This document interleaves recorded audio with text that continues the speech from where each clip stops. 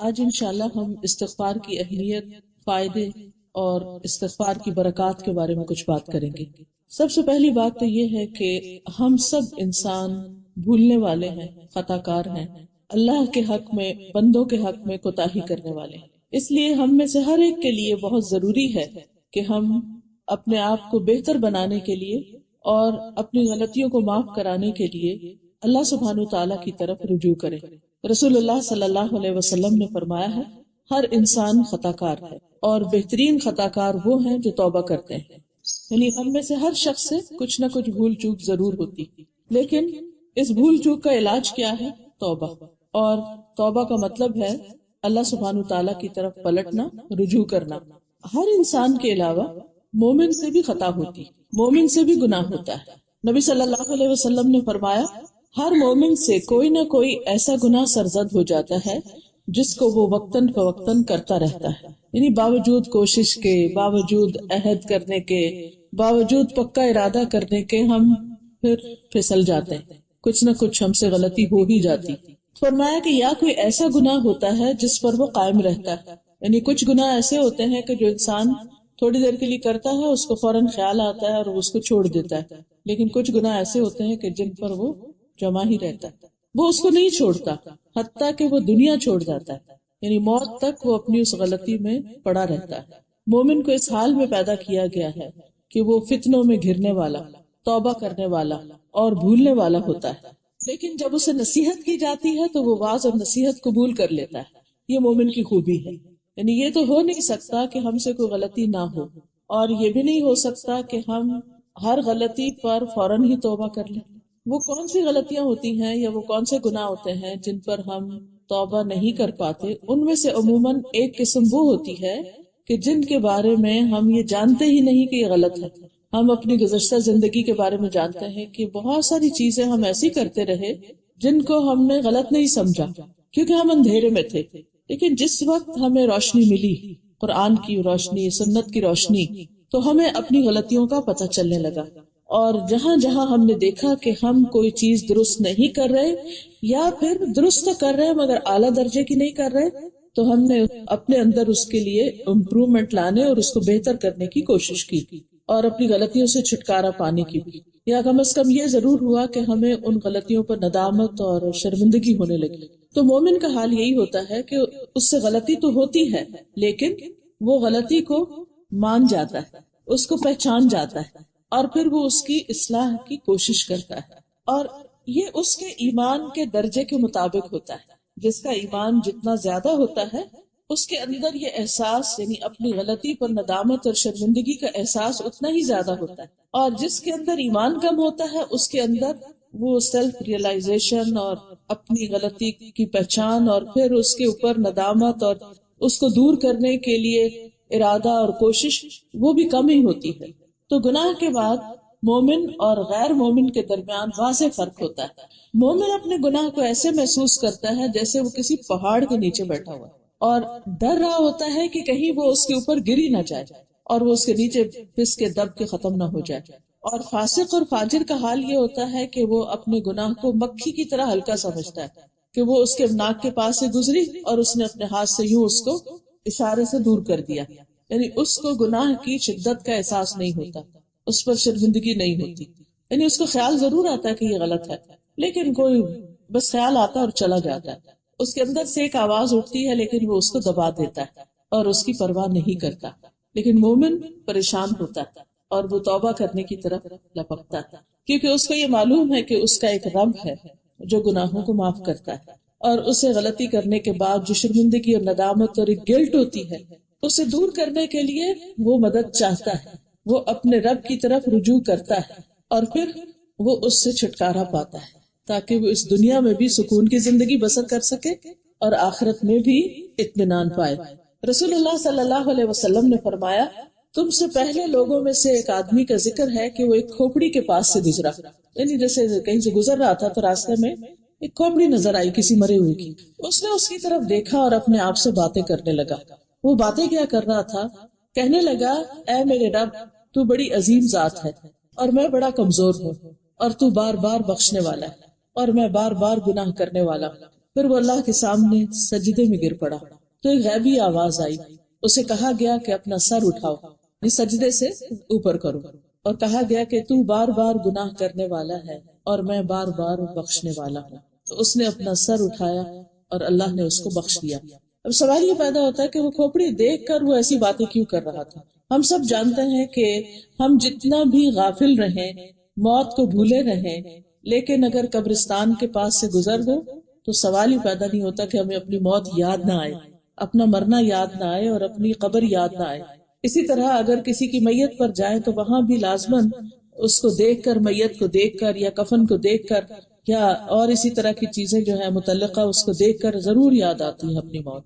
اگر ریئل میں نہ بھی دیکھے، کوئی ویڈیو کلپ دیکھ لے یا کوئی ایسا میسج پڑھ لے جس میں موت کا ذکر ہو تو خیال آتا ہے۔ اسی طرح اس شخص کے اوپر یہ کیفیت کیوں طاری ہوئی اس کھوپڑی کو دیکھ کر؟ آپ نے ویسے بھی دیکھا ہوگا کہ کھوپڑی کی تو اگر تصویر بھی دیکھ لی جائے تو ہیبت آتی ہے، ایک خوف سا آتا ہے نا، کیونکہ ساری سکن اتر چکی ہوتی، آنکھیں نہیں ہوتی، ہونٹ نہیں ہوتے، کوئی کچھ نہیں ہوتا، تو وہ ایک ڈراؤنی سی چیز ہوتی۔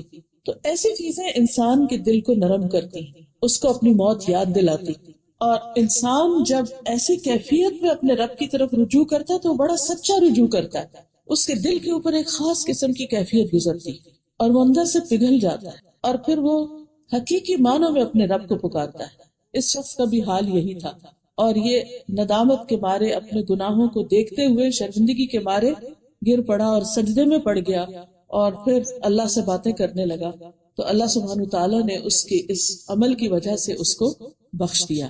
تو اس سے یہ بات پتہ چلتی ہے کہ انسان تو گناہ گار ہے ہی، لیکن رب بہت غفار ہے، بہت زیادہ بخشنے والا ہے۔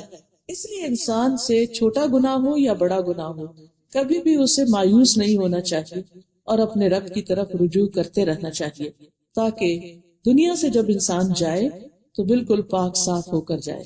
حدیث سے ہمیں یہ بھی پتہ چلتا ہے کہ استغفار کا کرنا اللہ تعالیٰ کو پسند ہے، اور اللہ سبحانہ تعالیٰ ہمیں اس کی ترغیب بھی دیتے، شوق دلاتے ہیں۔ ابو ہریرہ رضی اللہ عنہ سے مروی ہے کہ رسول اللہ صلی اللہ علیہ وسلم نے فرمایا، اس ذات کی قسم جس کے قبضے میں میری جان ہے، اگر تم گناہ نہ کرتے تو اللہ تمہیں لے جاتا اور ایسی قوم لے آتا جو گناہ کرتے، پھر اللہ سے مغفرت طلب کرتے تو اللہ تعالیٰ انہیں معاف کر دیتا۔ یعنی اللہ تعالیٰ جانتے ہیں کہ انسان کو جیسا میں نے بنایا ہے وہ بھولنے والا بھی ہے، غلطی کرنے والا بھی ہے، اور اس سے بار بار ایسا ہوگا اور پھر یہ پلٹے گا۔ تو غلطی تو ہوگی، انسان راستہ بھولے گا، لیکن کہتے نا صبح کا بھولا شام کو گھر آ جائے تو اس کو بھولا نہیں کہتے۔ تو تائب من الذنب کمن لا ذنب لہ، انسان جب راہ چھوڑنے کے بعد، بھولنے کے بعد واپس اللہ کی طرف آتا ہے، تو یہ جو واپسی ہے اللہ کی طرف، لوٹ آنا ہے اللہ کی طرف، یہ اللہ تعالیٰ کو بہت زیادہ محبوب ہے، بہت زیادہ پسند ہے۔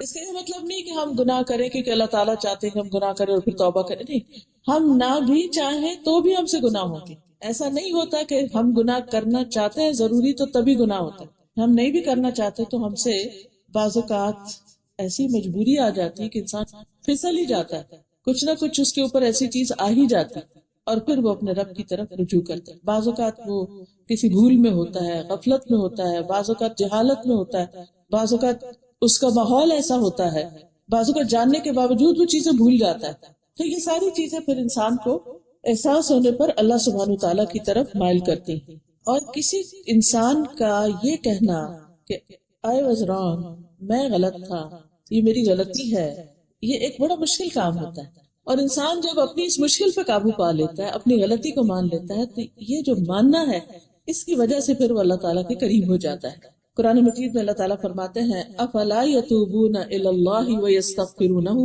کیا وہ اللہ کے حضور توبہ نہیں کریں گے اور اس سے بخشش نہیں مانگیں گے؟ واللہ غفور رحیم، حالانکہ اللہ بخشنے والا اور رحم کرنے والا ہے۔ یعنی اللہ سبحانہ تعالیٰ اس بات کی دعوت دیتے ہیں کہ آؤ اور مجھ سے بخشش طلب کرو۔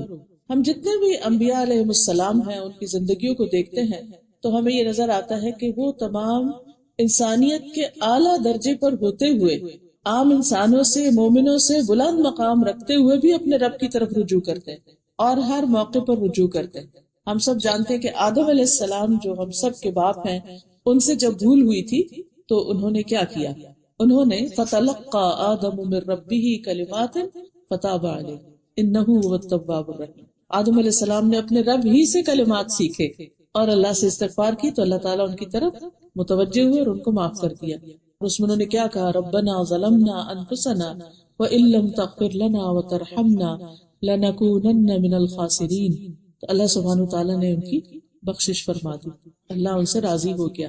اس کے بعد ہم دیکھتے ہیں ابراہیم علیہ السلام کو جو اللہ کے دوست تھے، قرآن مجید میں آتا ہے واتخذ اللہ ابراہیم خلیلا، اللہ تعالیٰ نے ابراہیم علیہ السلام کو اپنا دوست بنایا۔ اللہ کو کسی دوست کی ضرورت نہیں، لیکن یہ ان کو عزت بخشی ان کی قربانیوں کی وجہ سے، اور ان کو دوست کہا اور خلیل کہا، اتنا بڑا آنر ملنے کے باوجود بھی۔ اور پھر ایک اور جگہ پر آتا ہے انی جاعلک للناس اماما، میں تجھے سب لوگوں کا امام بنانے والا ہوں۔ اسی طرح کچھ اور انعامات بھی ابراہیم علیہ السلام پر ہوئے، ان کی دعائیں قبول ہوئیں، لیکن ان کی عاجزی اور انکساری کا حال دیکھیے کہ کس طرح وہ اپنے رب سے استغفار کرتے ہیں، توبہ کرتے ہیں۔ وہ کہتے ہیں والذی اطمع ان یغفر لی خطیئتی یوم الدین، وہ ذات جس سے میں توقع رکھتا ہوں کہ قیامت کے دن میری خطائیں معاف کر دے گا، یعنی انہیں بھی اپنی خطاؤں کا احساس ہے۔ حالانکہ انبیاء علیہ السلام کے ساتھ تو اللہ کا وعدہ ہے ان کی بخشش کا، لیکن اس کے باوجود انہیں اس بات کا احساس ہے۔ اس سے یہ بھی سمجھ میں آتا ہے کہ جس انسان کے اندر جتنا ایمان ہوگا، جتنی روشنی ہوگی، جتنی اویئرنس ہوگی، جتنا تقوی ہوگا، اتنی ہی زیادہ اس کو اپنی بخشش کی فکر بھی ہوگی۔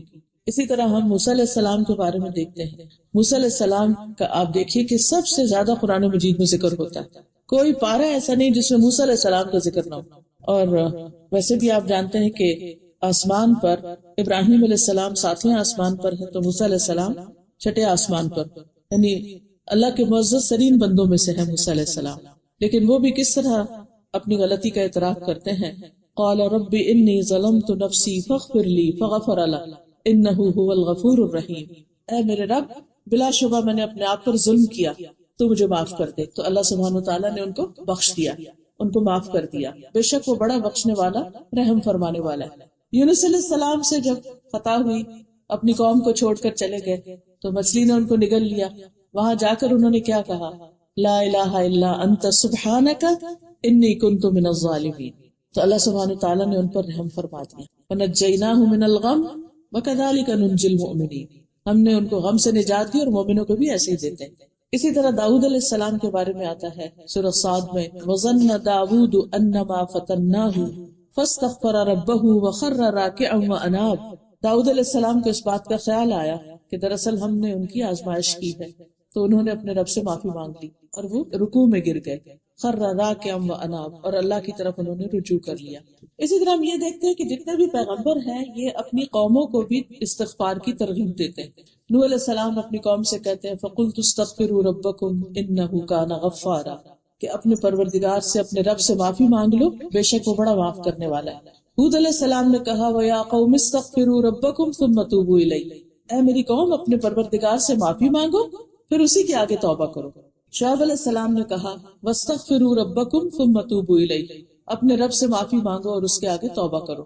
اللہ سبحانہ تعالیٰ نے نبی صلی اللہ علیہ وسلم کو بھی استغفار کا حکم دیا، وَاسْتَغْفِرِ اللَّهَ إِنَّ اللَّهَ كَانَ غَفُورًا رَحِيمًا، اور اللہ سے بخشش طلب کیجیے، اللہ یقیناً بہت بخشنے والا مہربان ہے۔ تمام لوگوں کو یہ حکم دیا گیا کہ وہ استغفار کریں، وَأَنِ اسْتَغْفِرُوا رَبَّكُمْ ثُمَّ تُوبُوا إِلَيْهِ۔ پھر اسی طرح ایمان والوں کی خاص صفت ہے کہ وہ استغفار کثرت سے کرتے ہیں۔ سورۃ السجدہ میں آتا ہے کانوا قلیلا من اللیل ما یہجعون وبالاسحار هم یستغفرون، کہ وہ راتوں کو کم سوتے ہیں اور سحری کے وقت استغفار کرتے ہیں، یعنی تہجد کے وقت وہ اللہ سے اپنے گناہوں کی معافی مانگتے ہیں۔ ان کو یہ ذوق اور خیال نہیں ہوتا کہ ہم تو اس وقت اٹھ رہے ہیں، ہم تو بڑے نیک لوگ ہیں تو ہمیں تو ضرورت نہیں۔ جو جتنا اپنے رب کے قریب ہوتا ہے، اللہ کی عظمت کو پہچانتا ہے، اس کے گرینڈر کو اور اس کی بڑائی کو اور اس کی حکمت کو اور اس کے علم کی وسعتوں کو، وہ اتنا ہی زیادہ اپنی کوتاہیوں کو دیکھنے والا ہو جاتا ہے اور پھر وہ اس سے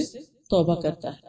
اور یہ بھی یاد رکھیے کہ جو اللہ سے معافی کی امید رکھتا ہے اسی کو معافی ملتی۔ یہ نہیں کبھی بھی سوچنا چاہیے کہ میری تو معافی ہو نہیں سکتی، میرا گناہ نہیں معاف ہو سکتا، مجھے نہیں اللہ بخشے گا، یہ کبھی بھی نہ سوچے، نا امید نہ مایوس نہ ہو۔ رسول اللہ صلی اللہ علیہ وسلم نے فرمایا، اللہ تبارک و تعالیٰ فرماتا ہے، اے ابن آدم، جب تک تو مجھے پکارے گا اور مجھ سے پر امید رہے گا میں تجھے بخشتا رہوں گا، جو بھی کوئی گناہ ہوں گے ان کی میں کوئی پرواہ نہیں کروں گا۔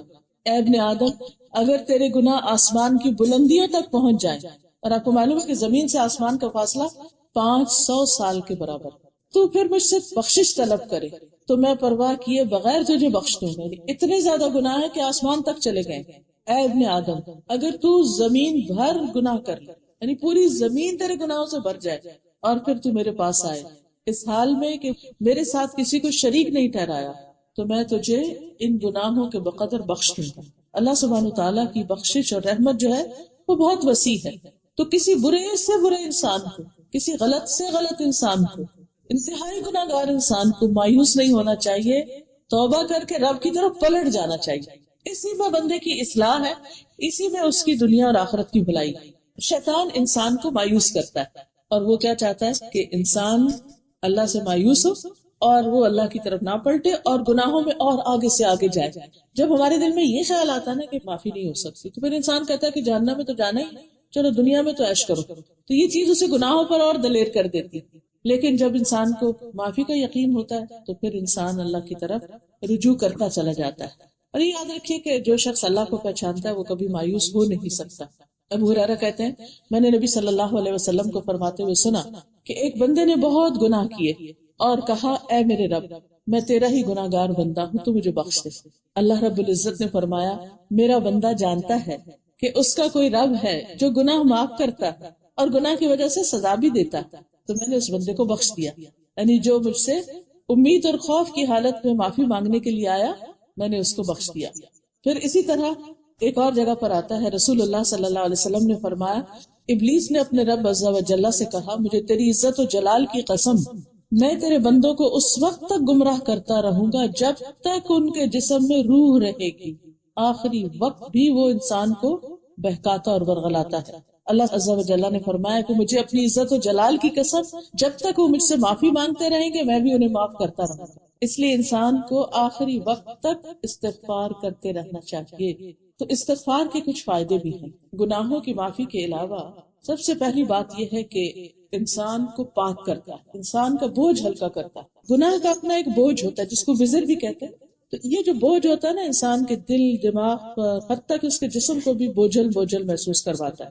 انسان کوئی کام ایکٹیولی پوری نشاط کے ساتھ کر نہیں پاتا، جب اسے احساس ہو جائے اس کے اوپر ایک ڈپریشن سا آ جاتا ہے۔ تو غلطی تو انسان سے ہوتی ہے، اور اگر کوئی انٹینشنلی غلطی نہیں بھی کر رہا تو اللہ کے حق میں جو کمی ہو جاتی ہے، ہمارے ذکر میں جو کمی ہو جاتی ہے، ہمارے منہ سے بھول چوک کے جو الفاظ ایسے نکل جاتے ہیں، یہ ساری چیزیں جو ہیں یہ انسان کو اس بات کا پابند کرتی ہیں کہ وہ اللہ سبحانہ و تعالیٰ کی طرف رجوع کرے۔ تو پہلی بات یہ ہے کہ استغفار انسان کو پاک کرتی ہے، استغفار سے گناہوں کی بخشش ہو جاتی ہے۔ ابو ہریرہ کہتے ہیں، رسول اللہ صلی اللہ علیہ وسلم نے فرمایا، اللہ تبارک و تعالی ہر رات کو اس وقت آسمان دنیا پر آتے ہیں جب رات کا آخری تہائی حصہ رہ جاتا ہے، اور اللہ تعالیٰ فرماتا ہے کوئی جو مجھ سے دعا کرے تو میں اس کی دعا قبول کر لوں، ہے کوئی جو مجھ سے مانگے تو میں اسے دوں، ہے کوئی جو مجھ سے بخشش طلب کرے تو میں اس کو بخش دوں۔ یعنی اس وقت خاص طور پر پکار آتی ہے کہ انسان بخشش مانگ لے، لہٰذا وہ وقت اس کے لیے بہت ہی بہترین ہے۔ قرآن مجید میں آتا ہے، وَمَن يَعْمَلْ سُوءًا أَوْ يَظْلِمْ نَفْسَهُ ثُمَّ يَسْتَغْفِرِ اللَّهَ يَجِدِ اللَّهَ غَفُورًا رَحِيمًا۔ جو شخص کوئی برا کام کر بیٹھے یا خود اپنے اوپر ظلم کر لے پھر اللہ سے بخشش طلب کرے تو اللہ تعالیٰ کو بہت بخشنے والا اور خوب رحم کرنے والا پائے گا۔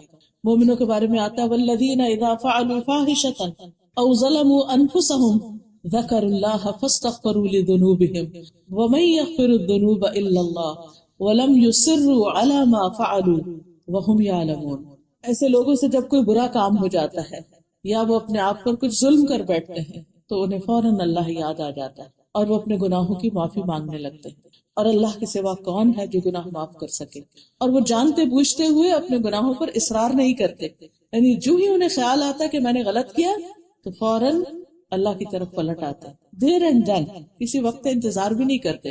اور یہ وعدہ تو سب سے انسان کے لیے خوشی کا وعدہ ہے کہ التائب من الذنب کمن لا ذنب، کہ گناہ سے توبہ کرنے والا ایسا جیسے اس نے کبھی گناہ کیا ہی نہ ہو۔ دوسری بات یہ کہ استغفار جو ہے وہ دلوں کی صفائی کا باعث بنتا ہے. انسان جب گناہ کرتا ہے تو دل پہ ایک سیاہ دھبا پڑتا ہے، پھر توبہ کر لے تو آئندہ کے لیے وہ اس سے باز ہو جائے، یعنی کہ اس سے ہٹ بھی جاتا ہے، اور استغفار کر لیتا ہے تو اس کا دل پھر سے چمک اٹھتا ہے. جب ہم بندوں کے ساتھ بھی کچھ زیادتی کرتے ہیں، کسی کو ہرٹ کر دیتے ہیں، کسی کو کچھ کہہ دیتے ہیں، تو پھر جب ہم ان سے معافی مانگ لیتے ہیں یا ان کے لیے معافی مانگ لیتے ہیں اللہ سے اور اپنے لیے بھی، کیونکہ کچھ گناہ ایسے ہوتے ہیں کہ جب تک بندے معاف نہ کریں تو معاف ہو نہیں سکتے. لیکن اب مشکل یہ ہے کہ بندوں سے معافی مانگنا بعض اوقات بڑا مشکل ہو جاتا ہے. مثلا کسی کی غیبت کر لی یا کسی کے ساتھ کوئی ایسی زیادتی کر لی اور آپ اسے جا کے کہیں کہ تم مجھے معاف کر دو، میں تمہاری بہت غیبت کی، تو آپ دیکھیے کہ اگر وہ پہلے معاف کرنے والے بھی تو پکا ہی ہو جائے گا کہ اچھا تم نے میرے ساتھ یہ کیا، تو مشکل بات.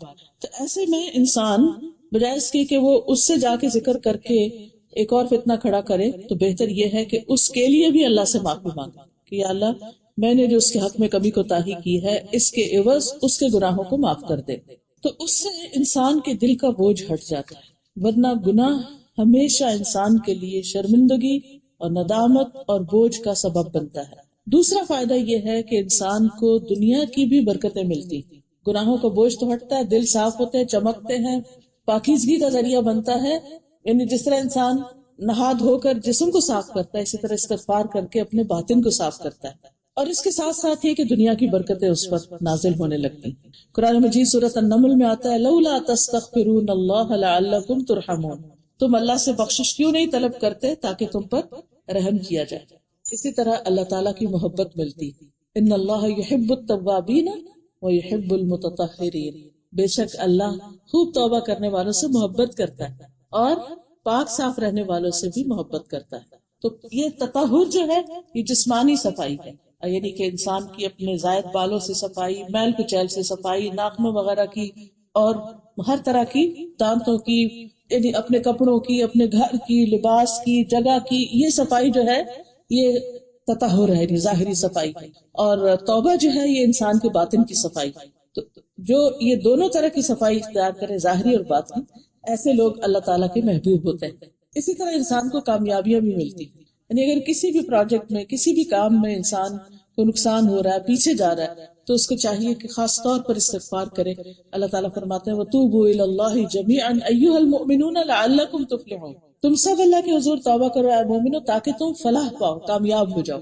یعنی جہاں بھی انسان کو کوئی ناکامی ہو رہی ہے، کہیں وہ پیچھے رہ رہا ہے، کوئی مشکل آ رہی ہے، تو وہیں پر استغفار شروع کر دے. پھر اللہ کا وعدہ ہے کہ اللہ تعالیٰ ایسے بندوں کو، استغفار کرنے والوں کو دنیا کا بھی اچھا سامان عطا کرے گا. سورۃ ہود آیت 3 میں آتا ہے وَأَنِ اسْتَغْفِرُوا رَبَّكُمْ ثُمَّ تُوبُوا إِلَيْهِ يُمَتِّعْكُمْ مَتَاعًا حَسَنًا إِلَىٰ أَجَلٍ مُّسَمًّى وَيُؤْتِ كُلَّ ذِي فَضْلٍ فَضْلَهُ. اور یہ کہ تم لوگ اپنے رب سے اپنے گناہ معاف کراؤ، پھر اس کی طرف متوجہ رہو، تو تمہیں ایک مقرر وقت تک اچھا سامان زندگی دے گا. یہ سامان زندگی اس دنیا کا سامان، یعنی اگرچہ ہماری نظر آخرت پر ہونی چاہیے، لیکن دنیا میں رہنے کے لیے بھی انسان کو سامان دنیا چاہیے ہوتا ہے، اور اگر وہ صحیح ہو، درست ہو، تو اس سے زندگی آسان ہو جاتی ہے، اور اگر وہ نہ ہو تو انسان محتاج ہوتا ہے اور اس کے بہت سے کام رک جاتے ہیں. فرمایا یمتعکم متاعا حسنا الی اجل مسمی ویؤتی کل ذی فضل فضلہ، اور ہر زیادہ عمل کرنے والے کو زیادہ ثواب دے گا. ذی فضل سے مراد یہاں وہ لوگ جو زیادہ سے زیادہ اللہ کو راضی کرتے ہیں، اچھے اچھے کام کرتے ہیں، تو ان کا اجر اور زیادہ بڑھا دے گا. پھر اسی طرح رزق، مال اور اولاد میں برکتیں اور اس میں اضافہ. ہر دوسرا بندہ ان میں سے کسی نہ کسی چیز کے لیے پریشان، یا تو رزق کے لیے یا رزق حلال کے لیے. اسی طرح اولاد کے لیے، اولاد نہیں ہے تب پریشانی، اولاد ہے تو اس کی تربیت کی پریشانی. پھر اسی طرح جو لوگ کھیتی باڑی وغیرہ کرتے ہیں اور اس طرح کے زراعت کے پیشے سے منسلک ہیں، تو انہیں اس اعتبار سے باغوں وغیرہ کی.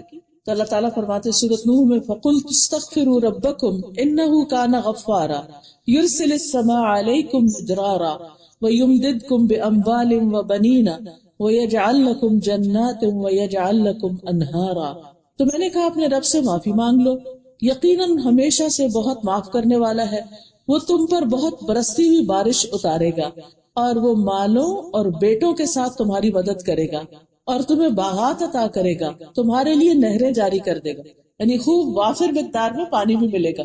تو دنیاوی نعمتیں بھی، یعنی پانی ہوگا تو فصلیں اگیں گی، فصلیں اگیں گی تو مال آئے گا، اور ویسے بھی مال اور اولاد، یعنی ہر طرح کی گروتھ اور نشو نما اور بہتری اور بھلائی انسان کو نصیب ہوگی. تو اس لیے انسان کو شعوری طور پر استغفار کرنا چاہیے. پھر اسی طرح آپ دیکھیے کہ ہر گناہ جو ہوتا ہے وہ اپنے کچھ نتائج رکھتا ہے. یہ نہیں ہو سکتا کہ انسان گناہ کرے اور پھر یہ کہ کچھ نہیں ہوتا.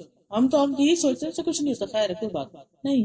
آپ کو اس کے بعد یا تو نیکی کرنی چاہیے اور اس کے لیے استغفار تو کرنی ہی کرنی چاہیے تاکہ وہ ہمارے نام اعمال سے ریموو ہو جائے اور ہمارے لیے پریشانی کا باعث نہ بنے. لیکن یہ بات بھی یاد رہنی چاہیے کہ آخرت میں پریشانی تو ہے ہی، دنیا میں بھی انسان کو بعض اوقات اس کی وجہ سے کچھ پریشانیوں کا سامنا کرنا پڑتا ہے. تو اس کے لیے انسان کو استغفار کرتے رہنا چاہیے تاکہ اللہ کا عذاب جو ہے وہ ٹل جائے اور وہ نہ آئے. اب اس میں آپ دیکھیے کہ گناہ ایسے ہی ہے جیسے مثلا ہم یہ کہیں کہ دبئی میں جون کا مہینہ آئے گا لیکن گرمی نہیں ہوگی. یہ کیسے ہو سکتا ہے؟ جون کا مہینہ آئے، جولائی آئے اور گرمی نہ آئے. اسی طرح یہ کیسے ہو سکتا ہے کہ انسان گناہ کرے اور اس سے اپنے لیے جہنم کی آگ بھڑکائے اور کہے کہ نہیں نہیں کچھ نہیں فرق پڑتا؟ نہیں، گناہ سے فرق تو ضرور پڑتا ہے، یعنی اس کے اپنے کانسیکوینسز ہیں ہی ہیں. ان سے بچنے کے لیے استغفار کی ضرورت ہے ہمیں. اب دیکھیں آندھی چلے تو یہ کیسے ہو سکتا ہے کہ انسان کو اس کی مٹی کا اثر نہ ہو اور گھر کی صفائی کی ضرورت نہ ہو یا انسان کو خود نہانے دھونے کی ضرورت نہ ہو؟ یہ تو نہیں ہو سکتا. تو پھر اسی طرح ہم سے جو گناہ ہو تو اس سے بچنے کے لیے اور ان کے برے نتائج سے بچنے کے لیے وَنَعُوذُ بِاللَّهِ مِن شُرُورِ أَنفُسِنَا وَمِن سَيِّئَاتِ أَعْمَالِنَا، کہ ہمارے اعمال کی جو برائیاں ان کے شر سے بچنے کے لیے ہم اپنے آپ کو اللہ کی پناہ میں دیں، اللہ کی طرف رجوع کرتے ہیں اور استغفار کرتے ہیں. پھر اسی طرح یہ ہے کہ بعض بیماریوں کا علاج بھی استغفار میں ہے. اچھا، یہ جو عذاب سے بچنے کے بارے میں آتا ہے تو حدیث میں آتا ہے انسان جب تک اللہ عز و جل سے استغفار کرتا ہے اس وقت تک اللہ کے عذاب سے محفوظ رہتا ہے، عذاب نہیں آتا. قرآن مجید میں بھی آتا ہے نا وَمَا كَانَ اللَّهُ لِيُعَذِّبَهُمْ وَأَنْتَ فِيهِمْ وَمَا كَانَ اللَّهُ مُعَذِّبَهُمْ وَهُمْ يَسْتَغْفِرُونَ. اللہ انہیں عذاب دینے والا نہیں جب تک وہ استغفار کرتے رہیں گے. یہ مشرکین کے بارے میں آیا کہ اللہ ان کو بھی عذاب نہیں دے گا اگر وہ استغفار کریں گے، یعنی ان کو تباہ نہیں کیا جائے گا. اسی پر ہم سب اپنے آپ کو بھی دیکھ لیں. پھر اسی طرح بیماریوں کا علاج، قتادہ کہتے ہیں کہ یہ قرآن تمہیں تمہاری بیماری اور علاج بتاتا ہے. گناہ بیماری ہے اور استغفار ان کا علاج ہے. بیماریاں دو طرح کی ہوتی ہیں نا، ایک جسمانی بیماریاں ہوتی ہیں اور ایک روحانی بیماریاں ہوتی ہیں. اور آج آپ دیکھیں دنیا میں جسمانی بیماریوں کی نسبت ذہنی، نفسیاتی اور روحانی بیماریاں کہیں زیادہ ہیں. ہر دوسرے گھر میں جادو کا مسئلہ ہے، ہر تیسرے شخص کو نظر کا مسئلہ ہے، کہیں کوئی شر ہے کہیں کوئی فساد ہے. اور آپ دیکھیں کہ لوگ ٹیسٹ پہ ٹیسٹ کرواتے جاتے ہیں لیکن کوئی بیماری ڈائگنوز نہیں ہوتی بعض اوقات، اور جب ہوتی نہیں کوئی علاج ہی نہیں ہوتا. تو یہ کون سی بیماریاں ہیں؟ یہ عام طور پر اپنے ہی غفلت اور گناہوں کی بیماریاں ہوتی ہیں، اور ان سے نجات کے لیے ضروری ہے کہ انسان اللہ کی طرف رجوع کرے. اب دیکھیے کہ جنات کی وجہ سے جنات یا شیاطین کو ہمارے اوپر حملہ آور ہونے کا موقع کب ملتا ہے؟ جب ہم اللہ کے ذکر سے، اپنی عبادت سے، طہارت سے غافل ہوتے ہیں تو وہ اٹیک کر دیتے ہیں. تو اس کا علاج کیا ہے کہ انسان پھر اللہ سے توبہ کرے، استغفار کرے اور اپنی عبادت زیادہ کر دے. یہ جو علاج بتاتے ہیں نا اتنا دفعہ یہ وظیفہ پڑھ لو، یہ دعا پڑھ لو، یہ منزل پڑھ، یہ بھی دراصل کیا ہے کہ ایکسٹرا عبادت کرو. وہ ایکسٹرا عبادت کمپنسیٹ کرتی ہے اس کمی کو جو ہم پہلے کر چکے ہوتے ہیں. اسی طرح استغفار خاص طور پر سینے کی گھٹن اور تنگی دور کرتا ہے. ابن قیم کہتے ہیں کہ سینے کی گھٹن کے اسباب میں سے سب سے بڑا سبب اللہ سے اعراض کرنا ہے، منہ موڑنا ہے، اللہ کی طرف توجہ نہ کرنا، دل کو اللہ کے سوا کسی اور کے ساتھ جوڑ لینا اور اللہ کے ذکر سے غفلت کرنا ہے. تو جب انسان اللہ کا ذکر کرنے لگتا ہے، استغفار کرنے لگتا ہے تو تنگی دور ہو جاتی ہے. اور وہ کہتے ہیں کہ ہمیشہ دل سے سچا استغفار نکلتا رہتا ہے اور دل کی تندرستی اور سلامتی کو لوٹا دیتا ہے. یعنی کبھی آپ کو محسوس ایسا ہوتا ہے نا کہ انسان کے اندر ایک خاص اطمینان اور سکون ہوتا ہے، پھر کوئی وقت ہوتا ہے کہ انسان کو بے چینی سی شروع ہو جاتی ہے، تو انسان کہتا ہے اللہ میری وہ کیفیت واپس آئے، یہ ہوا کیا، میں نے کیا کیا، کوئی گناہ ہی ہوا، یہ کوئی غلط کام ہوا، یہ کچھ نہ کچھ کمی ہوئی ہے. تو پھر انسان کیا کرتا ہے؟ توبہ کرنے لگتا ہے، استغفار کرنے لگتا ہے، تو اس کی وہ کیفیت واپس آ جاتی ہے. پھر اسی طرح جو توبہ کرتے ہیں، استغفار کرتے ہیں، انہیں فرشتوں کی دعائیں ملتی. نماز کے بعد جب انسان مصلی پہ بیٹھا ہوتا ہے تو جب تک اس کا وضو رہتا ہے اور ذکر کرتا ہے، اللہ تعالیٰ اس کے گناہ معاف کرتے ہیں، فرشتے اس کے لیے دعائیں کرتے ہیں. اسی طرح جو فرشتے عرش اٹھائے ہوئے ہیں وہ بھی ایمان والوں کے لیے دعائیں کرتے ہیں. وَيَسْتَغْفِرُونَ لِلَّذِينَ آمَنُوا رَبَّنَا وَسِعْتَ كُلَّ شَيْءٍ رحمتا و علما فاغفر للذین تابوا، اللہ ان لوگوں کو بخش دے جو توبہ کرتے ہیں، واتبعوا سبیلک، اور وہ تیرے راستے پر چلتے ہیں۔ پھر اسی طرح کچھ آخرت کے فائدے، جس شخص کے نامہ اعمال میں بہت استغفار ہوگا وہ اپنا نامہ اعمال دیکھ کے خوش ہو جائے گا۔ آپ نے فرمایا جس کو یہ بات پسند ہو کہ اس کا نامہ اعمال اسے خوش کر دے، یعنی اپنی بک آف ڈیڈ دیکھے اور خوش ہو جائے، تو اسے چاہیے کہ وہ استغفار کی کثرت کرے تاکہ ہر خراب چیز اس میں سے مٹ جائے اور صاف ستھرا اعمال نامہ اس کو ملے۔ پھر اسی طرح جنت میں داخلے کا ذریعہ ہے، یا ایھا الذین آمنوا توبوا الی اللہ توبۃ نصوحا عسى ربکم ان یکفر عنکم سیئاتکم ویدخلکم جنات تجری من تحتها الانہار۔ اے ایمان والو، اللہ سے توبہ کرو، خالص توبہ، تمہارا رب قریب ہے کہ تم سے تمہاری برائیاں دور کر دے اور تمہیں ایسے باغوں میں داخل کرے جن کے نیچے نہریں بہتی ہیں۔ اسی طرح جہنم سے بچنے کا ذریعہ ہے، رسول اللہ صلی اللہ علیہ وسلم نے فرمایا اے عورتوں کے گروہ، صدقہ کرتی رہا کرو اور کثرت سے استغفار کرو، کیونکہ میں نے دوزخ میں جانے والوں میں سے زیادہ تر عورتوں کو دیکھا ہے۔ تو اس میں بھی یعنی ہم خواتین خاص طور پر اپنے برے انجام سے کیسے بچ سکتے ہیں؟ صدقہ اور استغفار۔